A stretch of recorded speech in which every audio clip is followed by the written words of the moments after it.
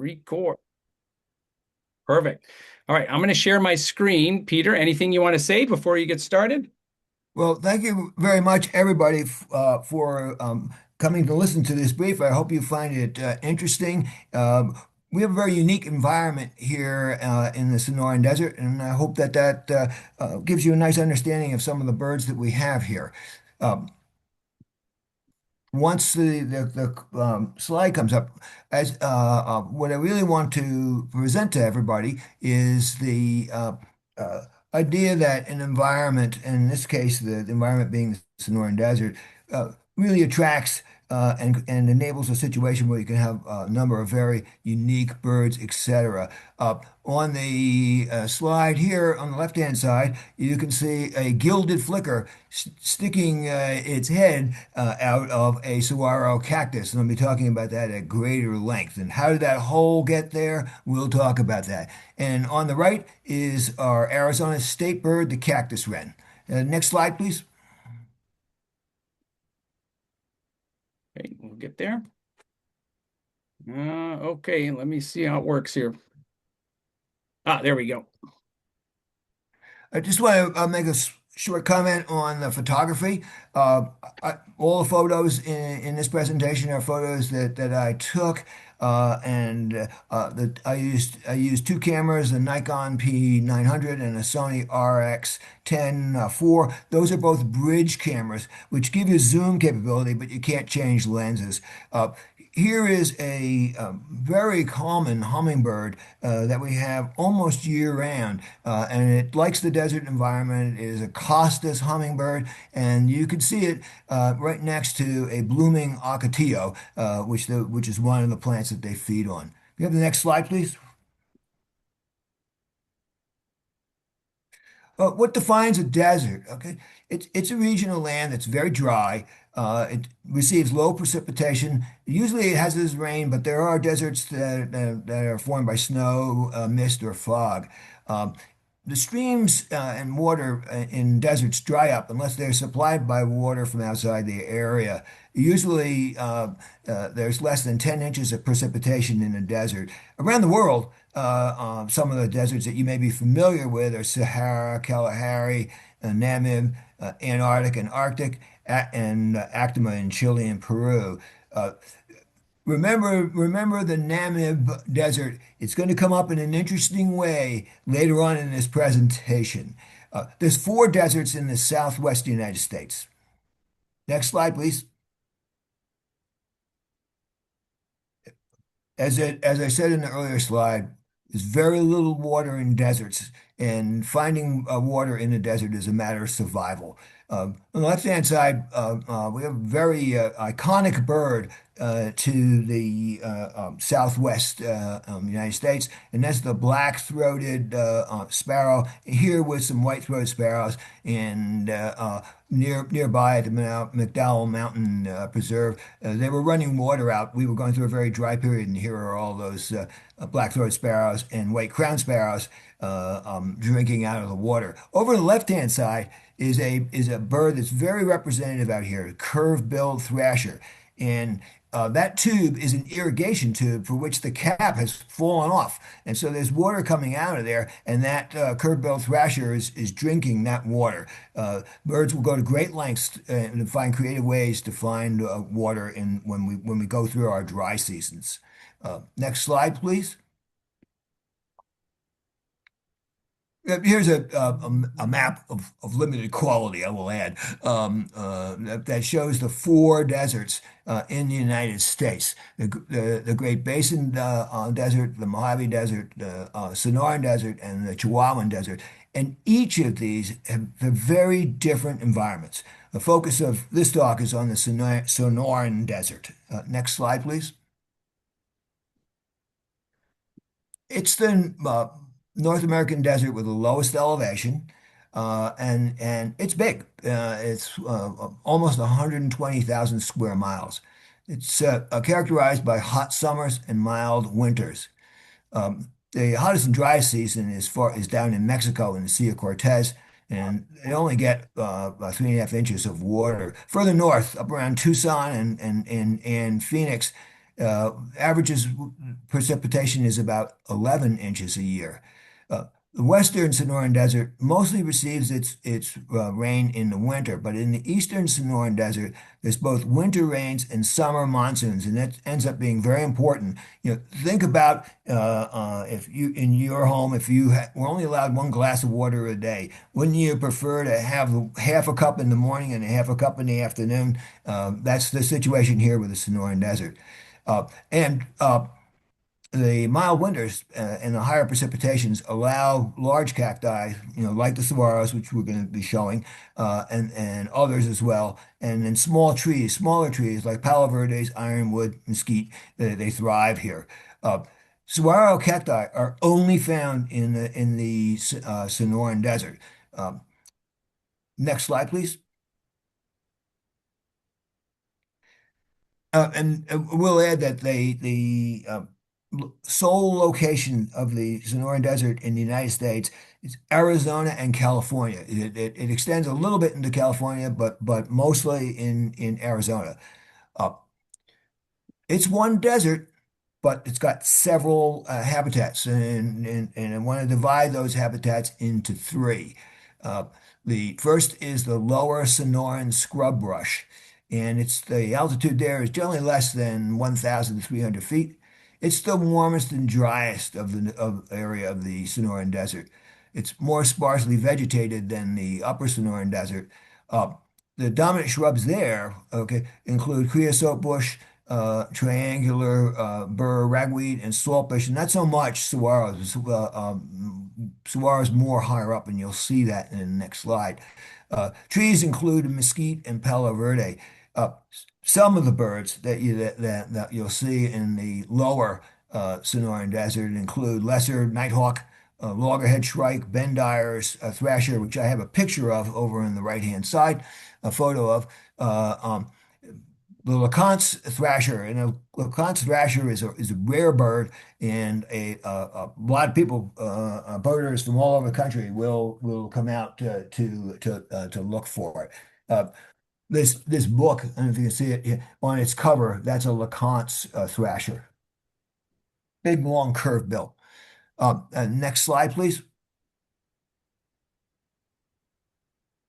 Now, the upper Sonoran Desert occurs from about 1,300 feet to 3,400 feet, and locally a little higher on south-facing slope. It's kind of fun when you go driving north in Arizona, and then you start to see that first the saguaro disappear, and then you'll see some hillsides further up that where the sun's just right, etc., and there'll be a little group of saguaros growing. Um, in general, you can characterize it as a lush environment dominated by a number of cacti species, not just saguaro, but also cholla, prickly pear, and thorny trees, including velvet mesquite, palo verde, and desert ironwood. And a number of people say that everything out here has thorns.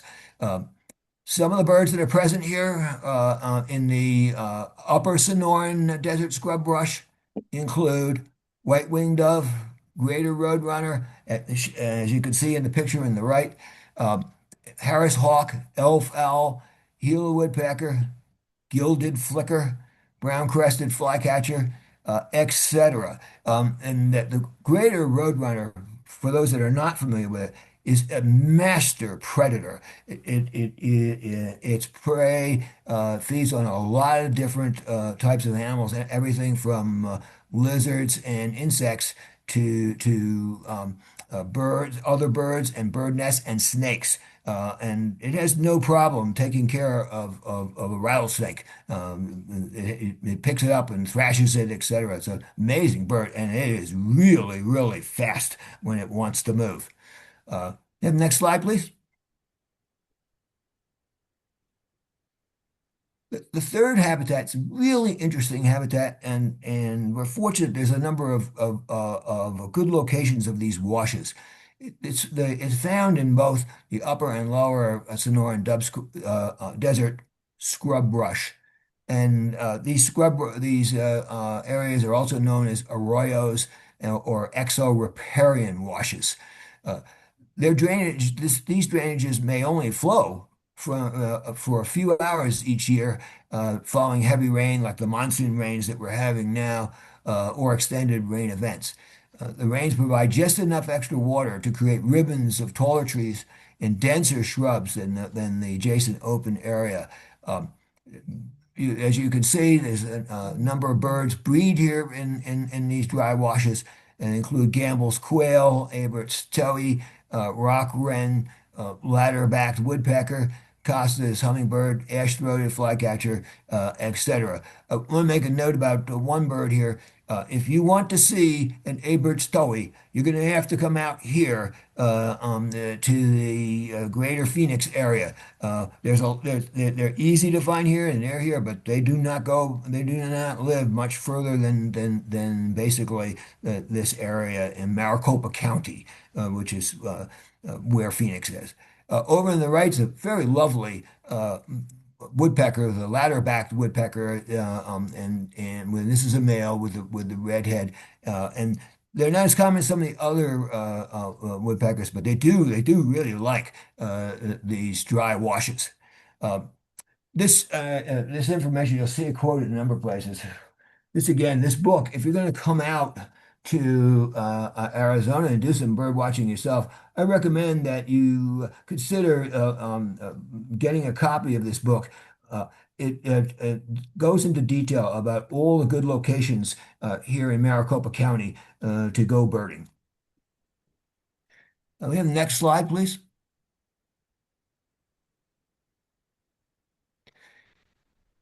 The saguaro cactus is the keystone for the ecology of the Sonoran Desert. Uh, it is a very interesting cacti. It grows very slowly and it reaches 40 feet. It's not uncommon to see one that way. Uh, a 30-year-old saguaro, though, may just be 1 or 2 feet tall. It starts to grow faster after that and starts to flower when it's about 40 to 75 years old. It doesn't produce its well-known arms, until it's 50 years old, and they live up to 200 years. They're a very important food source in the Sonoran Desert for many birds and animals. Okay, and they provide perching and nesting for birds, and the perching is very important for hunting purposes, etc., and also for food. Uh, a very unique characteristic that and with the saguaros is the boots. And what these boots are is there are holes that are chiseled out by both Gila and by Gila woodpeckers and gilded flickers. And these holes, these boots, provide both nesting and residence. Uh, the spaces between the arms on the saguaro cactus provide locations for stick nests, and you'll see a picture of that later on. Next slide, please.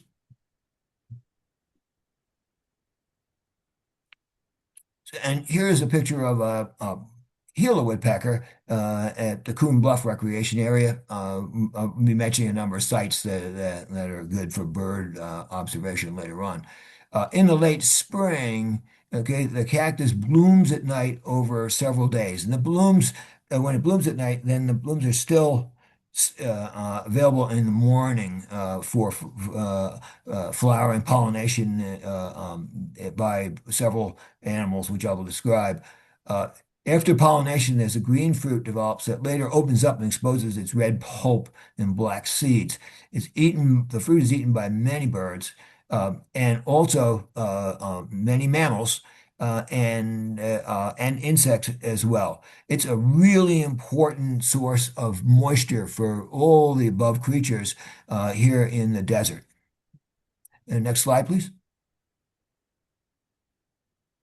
I mentioned that bats fertilize the flowers as well as bees and white-winged doves. And I don't have a photo of a bat fertilizing a flower at night, but I do have this picture that I took at the Santa Rita Lodge in the Madera Canyon of a Mexican long-tailed bat. at one of the hummingbird feeders at night. And on these hummingbird feeders, they come, there's loads of them. I mean, I've been there when there's been, 25 of these bats. And they do the same thing with the saguaro flowers, and that pollinates them to form the fruit. Uh, you can see on the right-hand side a white-winged dove on a flowering saguaro. And that was taken right here in Fountain Hills at the Fountain Hills Desert Botanical Garden. And you can see that characteristic white band on the white-winged dove. They're a pretty good-sized dove, and you can see all the flowers and then now the fruit forming on this cacti. Maybe that next slide, please. So here's a white-winged dove that is eating the fruit that it probably fertilized, and you can see that red fruit coming out of the green flower. Uh, the next slide, please. I want to talk a little bit now about how birds utilize the saguaro cactus. Uh, the Gila woodpecker is the primary resident that creates these nesting holes in the boots. And another bird that does this as well is another woodpecker type bird, the gilded flicker. The Gila woodpecker has the stronger bill and tends to form these holes or these boots a little lower down and then higher up. The gilded flicker do such. And what happens in the formation is that the holes are chiseled out by these woodpeckers and flickers, and then they're left alone for about 6 weeks. And that hole, there are chemicals in the saguaro that form a hard shell. And from that hard shell, it serves as that nesting area and residential area. There are a lot of different birds that use those holes, such as the elf owl and others. The western screech owl is another owl that uses it, and many other birds. The brown-crested flycatcher uses them, etc. Uh, Also, a number of birds use them for perching to look for prey and nesting. American kestrel, which you see here on the left-hand side, that's a pair that is nesting. And surprisingly, we have purple martins out here, and the purple martins often perch on old holes. Yeah, next slide, please. Uh, The saguaro cactus is also very important for nesting and perching. This western screech owl uses the holes for shelters, and you can many times you can see them poking their heads out while they sit inside those holes as a good place to reside. Uh, Here, this picture shows three great horned owlets in a saguaro cactus, and that was a nest that was probably that was either formed by the great horned owl itself or perhaps a raven, but they reuse these nests quite a bit. Uh, they the red-tailed hawks and Harris hawks and crested caracara, which is a unique bird out here. Um, uh, Also use the high arm for hunting purposes. The next slide, please. Of course, the saguaro cactus is not the only cactus that's used for nesting by the birds here in the Sonoran Desert. Uh, Here's a picture of a cactus wren with its nest that it built. Um, and the cactus wren, again, the Arizona state bird, uh, uh, prefer spiny cholla cacti, particularly because it's hard for other. It's a very good protection against other birds and animals trying to get at the eggs. It's football shaped and opens on the side. Uh, um, Interesting characteristic about it. You can see in this picture, you see this trash, that paper and straw, a little piece of plastic. Why it brings those in, I don't know, but they like to decorate their nests for some reason or another. Uh, Other thorny plants that are used by cactus wren include the prickly pear cactus, mesquite trees, and palo verde trees. Next slide, please.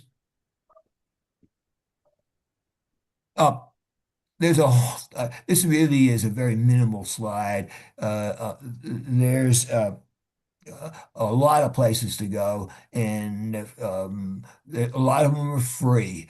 And I've just listed some here. These are all in Maricopa County. Over on the right-hand side, one thing I will note, and it's not on this slide, I apologize. Of course, Saguaro National Park is a really great place to go.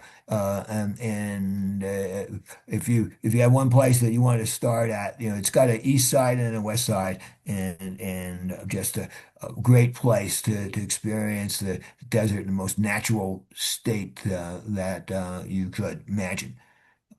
Next slide, please. We want to talk now about common birds that common desert birds in here in the Sonoran Desert that you could see. If we take, for example, one regional park, Maricopa County here has just wonderful regional parks. And they do cost. You have to pay an admission price to it. I think right now it's $8 if you buy a 5 visit task. Um, there's a good number of species of birds here, and you can see the variety in them. Gambel's quail, turkey vulture. I won't read the entire list, but if we go to the next slide, we'll show pictures of 4 of them. Uh, the Campbell's quails here are very popular because they have their chicks. They lay their eggs and then they have their chicks, and the chicks follow the parents around, as you can see in this picture on the left.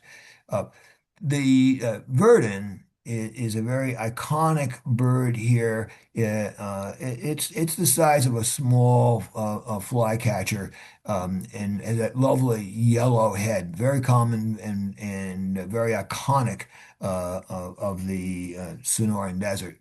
Uh, the canyon wren is one of the several wrens that we have out here, and it likes these hilly areas. Uh, I don't know if any of you are familiar with the silky flycatchers. There is only one silky flycatcher in the United States, and that is the phainopepla. And it has a white bar when it flies, and it has that crest. It's somewhat like a northern cardinal's crest, and also a fairly common bird. Really, really likes those dry washes that I had mentioned earlier. Uh, and next slide, please. Now I want to talk about a surprise. If you recall, I mentioned earlier the Namib Desert. Well, we have an avian immigrant from the Namibian savanna woodlands in Africa. Um, it originated from from pets that escaped. They either escaped or released in the early 1980s here in the Phoenix area. Uh, a thriving population now lives here. They ended up doing very well because they utilize the saguaro cactus. They're very vocal and they're often heard before they're seen. They're usually seen in small groups, and they nest in the boots of the saguaro cactus, and they also nest in palm trees. If you're here in Fountain Hills, if you go down to Fountain Hills Park Lake, you'll see them there. You'll see them all over Phoenix. They haven't expanded beyond Maricopa County, but they've got a nice, strong resident population here now, and they are actually considered self-populating, and they're an eBird species, etc. Next slide, please. just want to talk about a little bit, birding's a little different out here, and it's because of the heat and the environment where you'd be watching birds. It's really essential that you have a hat, and you have a broad brim is really what you need to have, and you need to have sunscreen and the appropriate shoes, boots, for if you're going to be like walking in the washes where you have a little bit of ups and downs. And of course, goes without saying, bring water and bring more water than you think you'd want to bring. That's really essential. Uh, you all, I think all of you are expert birders, very experienced birders. Uh, However, for the beginning of casual bird, you really should have a guidebook. And for the interested birder, binoculars, smartphone camera, a smartphone to recognize bird calls. The song Merlin is of course the app that everybody knows. Uh, and if you have more advanced birders recommend a camera with a zoom capability. That's why I use a bridge camera. Spotting scope is good for some locations, but not all, and you really don't need it for virtually all the locations that I mentioned here today. May I have the next slide, please? Well, before I talk about the conclusion, if you look at the picture here, uh, Arizona has just the most, and particularly areas in the desert, just have the most beautiful sunsets and on a regular basis. And so this is a pretty, it's not unusual to see this quality sunset. I took this one at the McDowell Mountain Regional Park.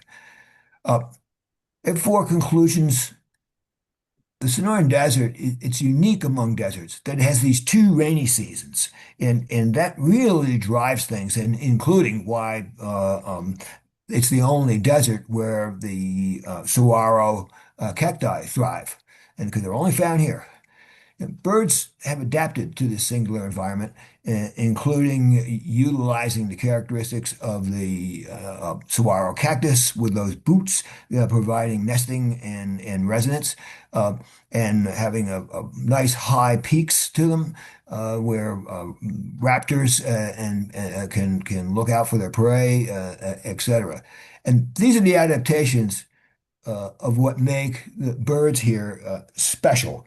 Um, the next slide, please.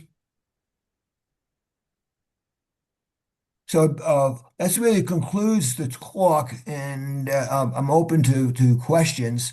And I will point out that uh, this is our state bird cactus wren, and it didn't know what it was doing. It couldn't figure out how it got itself in that position. It eventually flew out. It was after it was trying to eat something. So a little humor in what we see.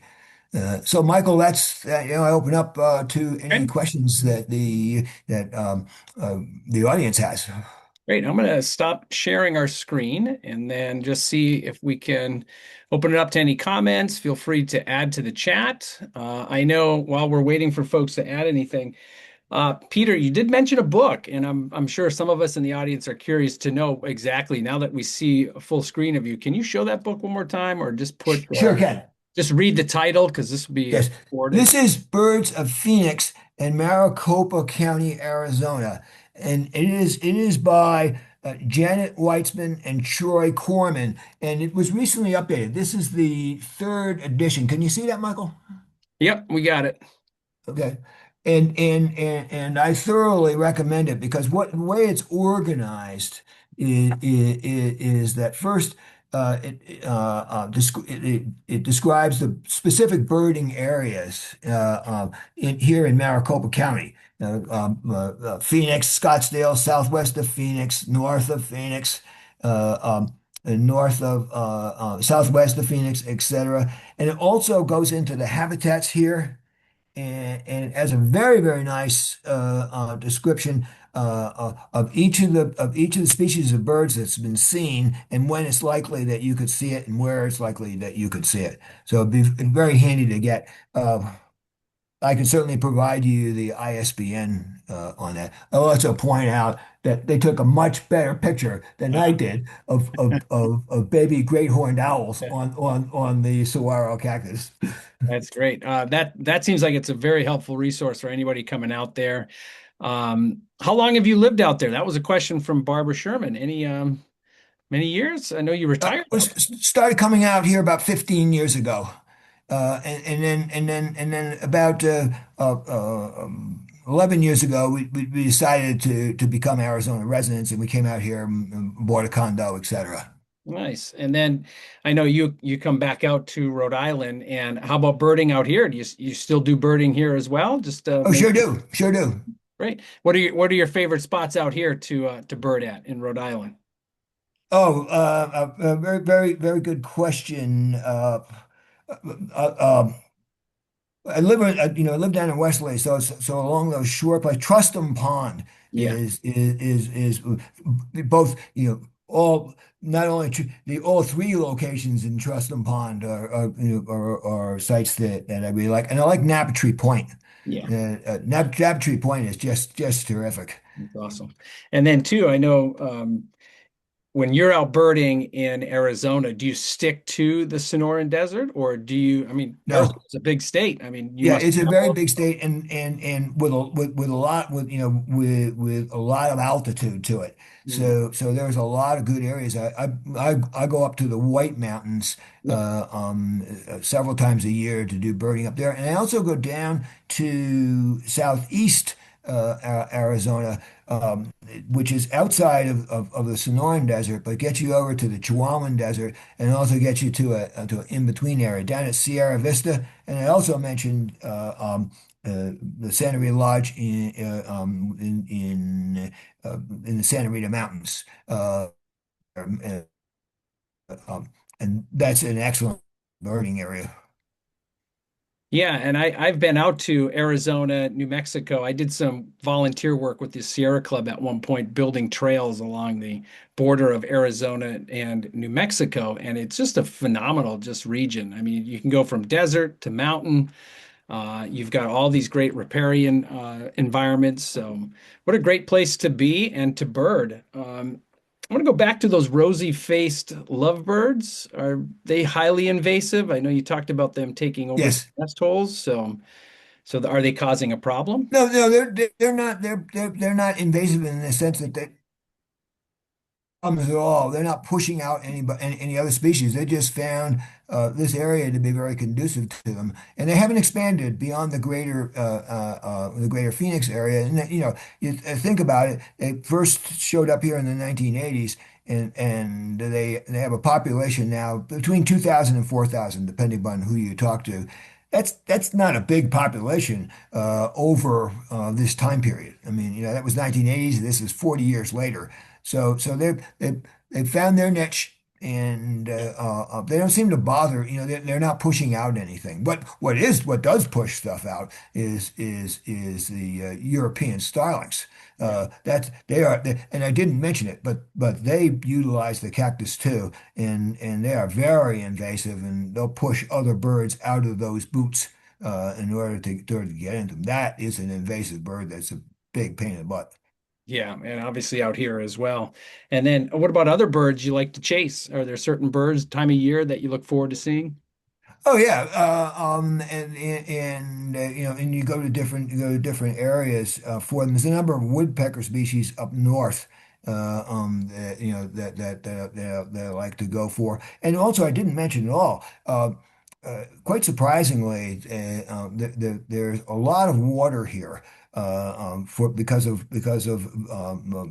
various golf courses and town ponds, etc. So there's a lot of interesting water birds that come through here. The black-necked stilt and the American avocet are quite available in a number of different areas. In the wintertime, we can get Ross's goose. snow goose, etc. And then I've exchanged with you quite Yeah. earlier. Quite surprisingly, there's a number of gull and tern species that come through here. Just very recently, about 2 weeks ago, saw Foster's terns Wow. up in Prescott. Yeah. I think Fantastic. there's 18 species of terns and gulls that are frequently seen. Wow. And you guys, does your wife bird? Does Beverly bird? She was a superb birder, but she's now due to some health issues, she can't bird as much. I got it. Yeah. Yeah. And any clubs? Are you part of any other clubs, bird clubs out there Well, or? yeah, I'm a part of the Sonoran Audubon, Mhm. which has a chapter here, and also the Maricopa Audubon, and I belong to both of those, Mm. And I know and you, actually participate in some of the surveys they do. oh, great. And I know you lead walks too. I saw for the botanical garden. Yeah, yeah. Um, For the Fountain Hills, there's two. There's the great big Phoenix Botanical Garden, and then down here in Fountain Hills, we have a much smaller one called the Fountain Hills Desert Botanical Garden, and the Sonoran Conservancy, which I'm a member of, and I lead bird walks for them. oh, fantastic. I know my brother just moved back out to Phoenix, so I have an excuse to get out there. And when I do, I'm going to be looking you up, Peter, for Well, I think most people it look like they may have. I hope everybody's still attending, and I Mhm. express a invitation to anyone attending tonight. Please get in touch with me. Michael can provide you my email and my text, my cell phone number. I have a smartphone, and I would welcome helping you out, find birds here, and taking you some of the places that I think are really great for the Sonoran Desert. Oh, that's fantastic. Well, thank you for the invite. I know it's a place that I've been wanting to travel to for birding purposes, so that's definitely on my list, Peter. I know for many others as well. So the next time we're out there, we're going to be looking looking you up for sure. Oh, great. Any other questions? Anything in the chat? We've got a lot of thank yous from folks right now, so that's great. Peter, really appreciate you being here tonight. I know you and I've corresponded several times, via email. You are a member of the club, of course. Right.